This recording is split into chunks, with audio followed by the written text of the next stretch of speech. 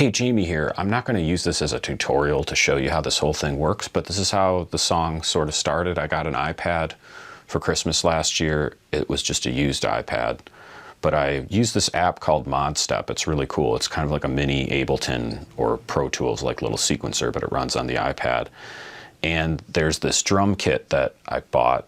It was like $14 or something amazing, and programmed a beat into it, just a simple beat, and it gave me an idea for a melody and a song. And so the first step of this is I actually went in here, and you can go in and export the MIDI notes. So, you know, if you've programmed a beat or a melody or something you like and you want to transfer it to another piece of hardware or computer that can use those MIDI notes to create music, exported it as MIDI here, and then I can then bring that into Ableton. The sounds are good on here with this drum kit, but I can't really use them independently unless I sample them into Ableton, and that's really going to take me a long time.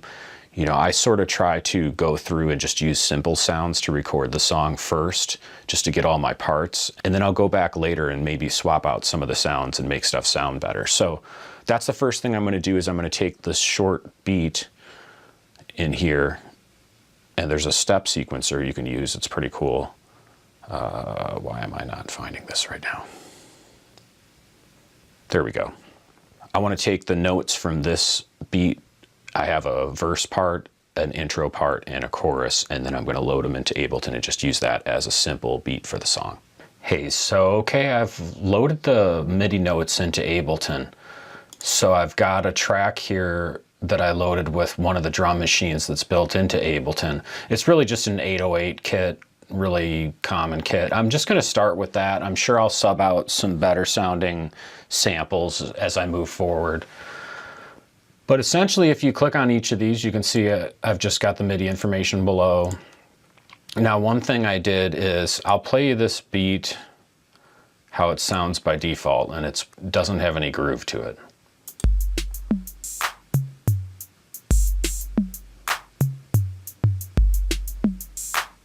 Very straight sounding, like digital as heck. This gives you the idea.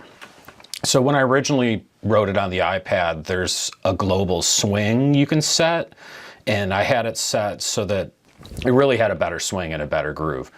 So in Ableton, the way you do this, once you've loaded your MIDI notes in, you can open up a clip, and there's this huge list of grooves that you can pick, and what it ends up doing is it just shifts your notes just a little bit so that they don't sound, oh my gosh, so much like a computer or just so bad. So we'll go back one more time. This is how it sounds normal. Okay, and then we'll add, I think I was using this swing setting. So I don't know, you may be able to tell, you may not. It's swung a little bit.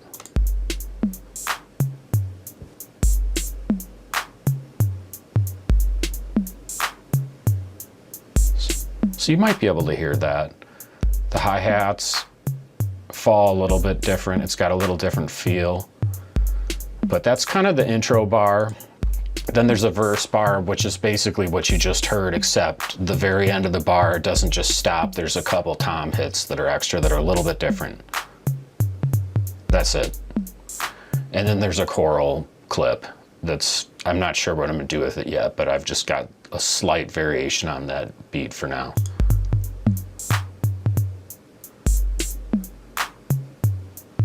Yeah, so I probably won't use this as is. I'll tweak it a little to create more variation between the verse and the chorus. But that's my main drum beat. So I'm gonna start there. The next step is gonna be, I'm gonna record bass guitar into this track, a verse and a chorus part at least. If I can think of a bridge ahead of time, I'll do that at the same time. I may come in later and add that. But so that'll be next. That's it for this video. I was just gonna show you how I started out on the iPad, brought it into Ableton, added some swing to it so it's similar to how the groove was the way I originally wrote it. And now I get to move on to adding the bass guitar.